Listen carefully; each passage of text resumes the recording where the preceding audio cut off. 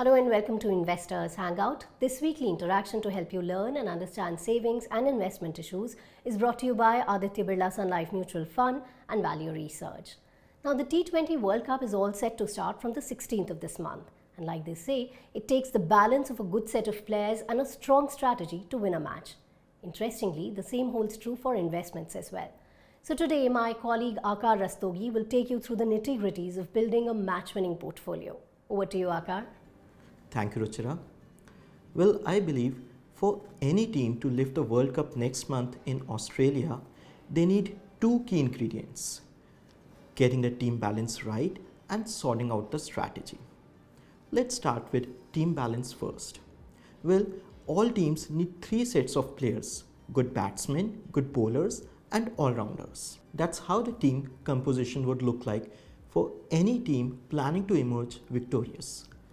Equally important is the strategy, but let's start with the backbone of a successful team or maybe an investment portfolio. Well, bowlers are the core of your team, the unsung heroes. They are the backbone of any successful team. Look at any successful cricket teams of the past and you would notice they had gun bowlers. In T20 cricket, you can include dependable batsmen too, like the Virat Kohli, Babar Azam and Steve Smith of this generation. They are your all-weather batsmen and are expected to make a bulk of the runs. Similarly, in investing, I believe large cap or flexi cap funds are your bowler and dependable batsmen equivalents. They should form the core of your portfolio and a bulk of your money should be invested in them.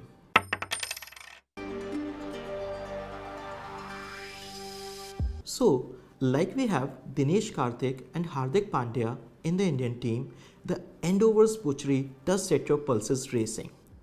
But you can't rely on them to score runs every time. A classic case of high risk and high reward. In investing, mid and small cap funds are similar to such death over sloggers.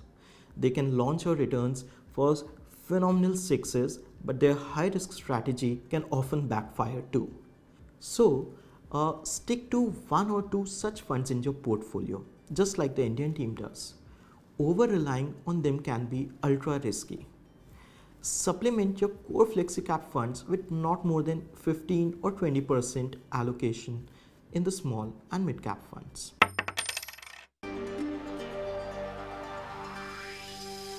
Absolutely, just like all-rounders are two-in-one package, so are ELSS schemes. Like Hardik Pandya and Akshat Patel, or even wicketkeeper batsmen such as Quinton de Kock and Johnny Bairstow, ELSS provide double engine benefits of growing wealth and providing tax benefits.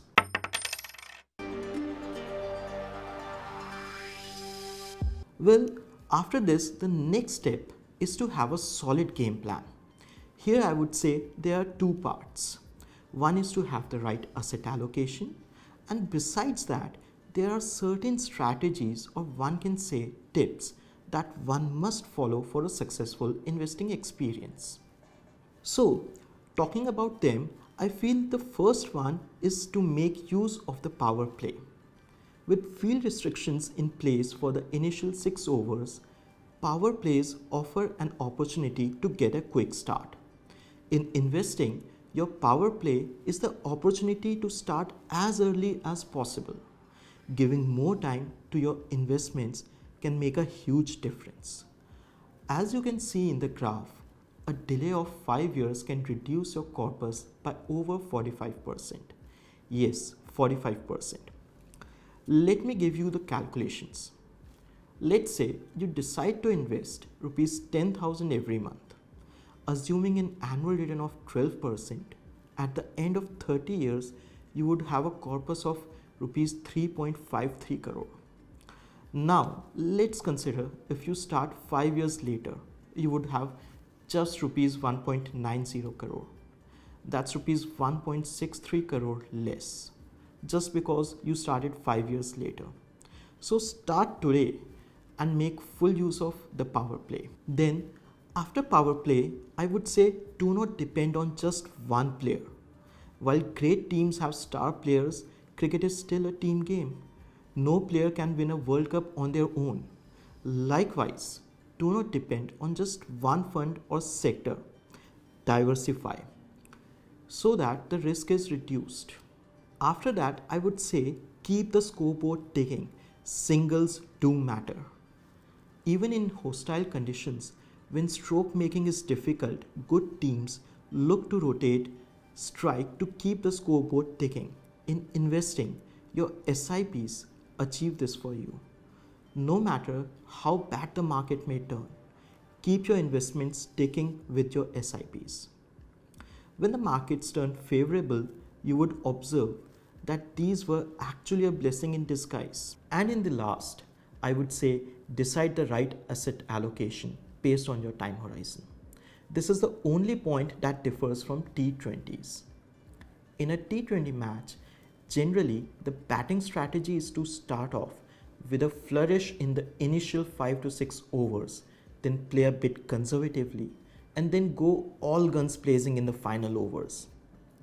In investing, hitting hard is when you invest in equities.